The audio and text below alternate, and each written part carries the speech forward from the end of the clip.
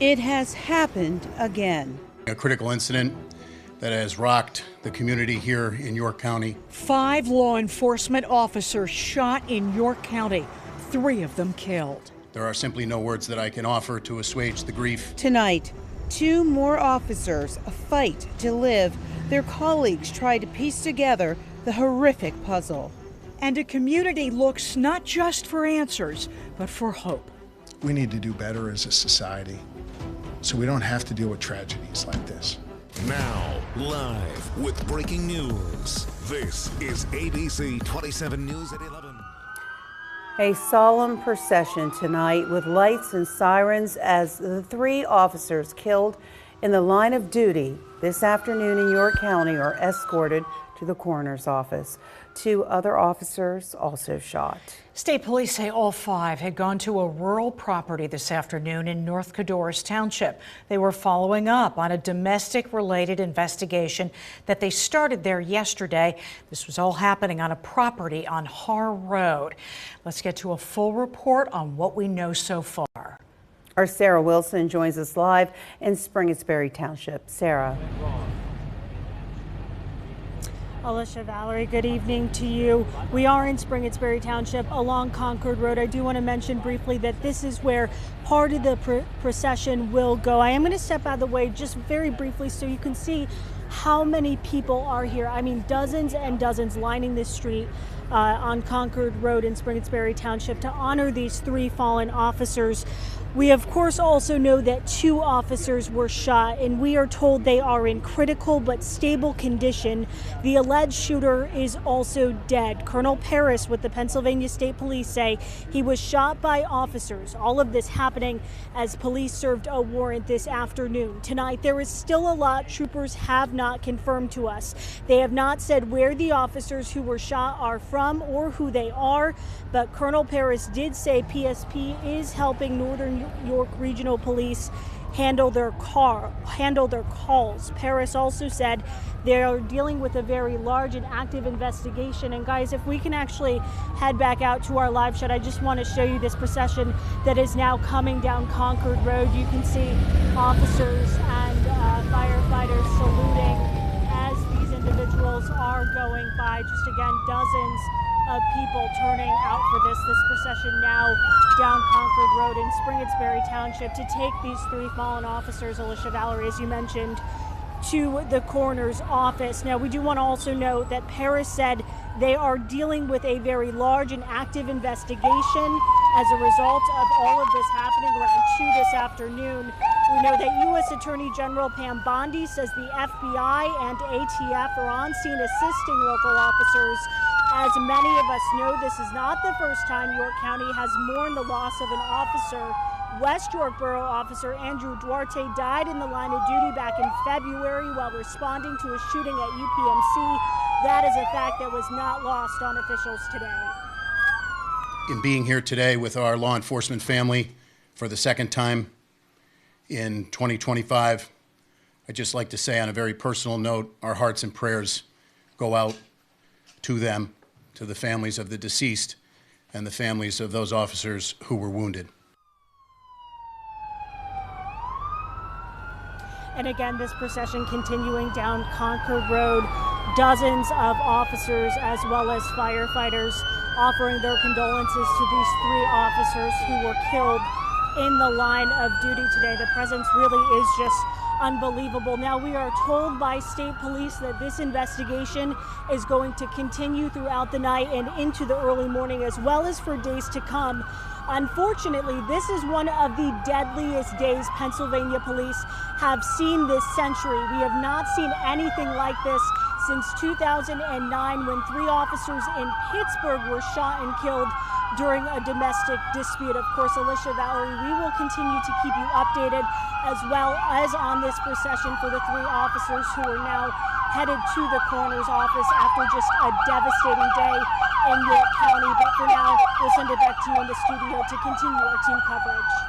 Sarah, thank you very much. It is just an incredible scene there. Police escorting their fallen brothers to the coroner's office, the 3 officers who were killed today.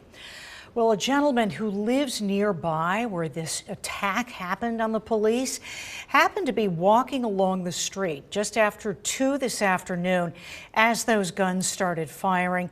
He saw something he no doubt wishes he had not. Here's Seth Kaplan. Difficult now to see where all the carnage happened down there, but a man we spoke with earlier saw it all too well. Traumatic, pretty traumatic, to witness what I heard and saw, where you see the white roof above the cornfield. I was around the bend up here where you see the end of the lights. The officer motioned me by, and I passed, and when I passed the barn, I heard gunshots within a few minutes, and I saw an officer go down on the road, in the middle of the road. Pretty alarming. So I got clear of everything. I heard the gunshots, many gunshots. We know the family well. Yeah, I know the family well.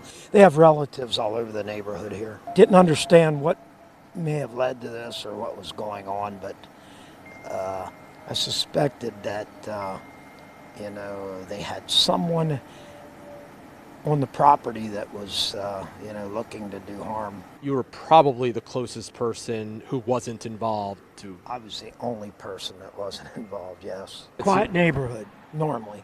Dave Miller says that with the perspective of someone who has lived here for 33 years. In North Codorus Township, York County, Seth Kaplan, ABC 27 News. Thank you, Seth. Here is a live look at the state capitol where you can see the flag is at half-staff after Governor Shapiro ordered all the flags to be lowered in honor of those fallen officers. The governor also went to the hospital to be with the families of the wounded. Comforting grieving communities is technically not in his job description, but too frequently something he must do. Dennis Owens has the story. Governor Shapiro began his day in the city of Chester to trumpet the fact that violent crime there is down. By the end of the day, it was the opposite story here in York County. An hour before ashen-faced officials entered and the awful details confirmed, bagpiper Jamie Miller was in the same room, warming up. Just another tragedy. It means another tragedy. Miller's presence a confirmation of its own. We pipe our fallen home. And long standing tradition that, goes years back, all the way back to World War I. In this case, 3 fallen. A triple tragedy. There are simply no words that I can offer to assuage the grief that this community has experienced and unfortunately will continue to experience. The grief will be unbearable, but we will bear it. May God bless and watch over those families that are suffering right now. Not the first such condolences Shapiro's offered in York, in this place. In March, Officer Duarte was shot and killed. This kind of violence isn't okay. We need to do better as a society. We need to help the people who think that picking up a gun, picking up a weapon is the answer to resolving disputes. We need to do better when it comes to mental health. We need to do better when it comes to looking out for those who are in need so we don't have to deal with tragedies like this. And so we don't have to call bagpipers like Miller, who vows to always be ready, but hopes to never be needed. It's just a way that we honor each other to this tragedy. It is all too common. 4 York County police officers killed now in less than a year. All too common, the governor urging for the violence to stop. Sadly, it has not. In York, I'm Dennis Owens. Many politicians and other officials are commenting. We hear from both our U.S. senators tonight. U.S. Senator John Fetterman wrote on social media, "This shooting in York County is absolutely tragic, and it is a reminder that we can't ever forget how dangerous the job of law enforcement is. They put their lives on the line for us every single day, and we owe them a debt of gratitude. My family grieves for the families of the officers who died in today's shooting and keeping in our thoughts the others that are recovering. U.S. Senator Dave McCormick posted, absolutely heartbroken by the tragic shooting of 5 law enforcement officers in York County. My deepest condolences go out to the families and friends of these courageous officers who put themselves in harm's way for us. Dina and I are praying for the officers' families, their colleagues, and the entire York County community during this devastating time. A vigil is growing tonight at a Mid-State Police Department. Mourners are laying flowers at the Northern York County Regional Police Department, which Colonel Paris said is affected by this tragedy. Our Mackenzie Gerald is there right now. Mackenzie. Good evening, Alicia and Valerie. People from in and around the area making it a point to stop here tonight. And as you said, sharing prayer, leaving flowers and other gifts in honor of these officers who lost their lives today.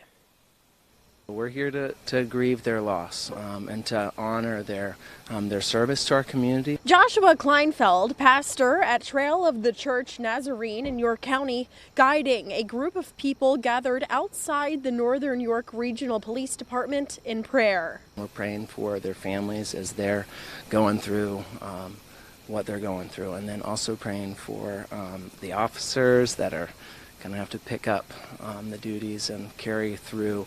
Also, to leave flowers and cards. Someone sent out a text and said, hey, let's go pray. Let's lay some flowers in front of the station, and so we gathered for a prayer circle for them. Oh, I imagine it will grow. We're a community that's really grateful for what our police force does for us and how they serve us day in and day out. So I am sure there will be plenty more. Meanwhile, police and other emergency departments honoring those officers with a procession that passed along Route 30 in York County.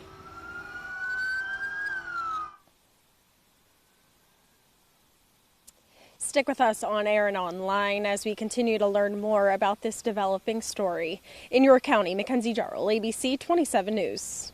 Thank you, Mackenzie. As the community deals with the deaths of those 3 police officers, we talked with a clinical psychologist, Dr. John Gavazzi, about the effects on mental health. Community, it's time for us to work hard to heal from this, and to make sure that those whose lives were lost today, that something constructive can come from that in their memory that stops this kind of violence in the future. Violence that can leave a mark on mental health. Dr. John Gavazzi, a Mid-State clinical psychologist, says incidents like this tragic one can take a toll. So most people have the expectation that they live in a safe community. And when a traumatic event occurs like this, then it really shatters the foundation of their psychological safety, and they have a stress response.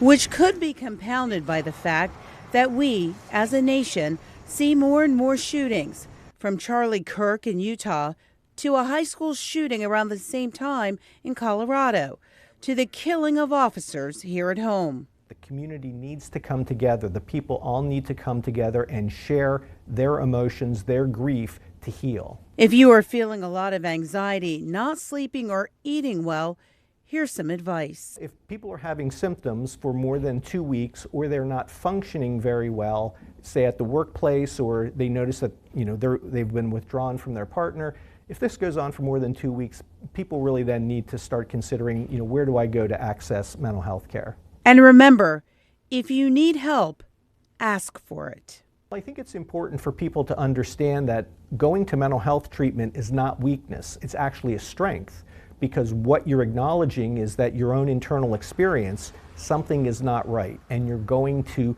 get help for something that's going on internally. So it really is a strength to say, okay, I need some help. We thank Dr. John Gavazzi. We'll continue to bring you any updates we get throughout this newscast. And you can also stay up to date by going to abc27.com or downloading the ABC 27 News app on your phone. We will also have live team coverage tomorrow morning on ABC 27 News Daybreak from 4:30 until 7 a.m. Hi, I'm Eric Finkenbinder from ABC 27, and we're excited to announce the new ABC 27 News Plus app. Live stream newscasts or watch content on demand. This is different than the ABC 27 app on your smartphone.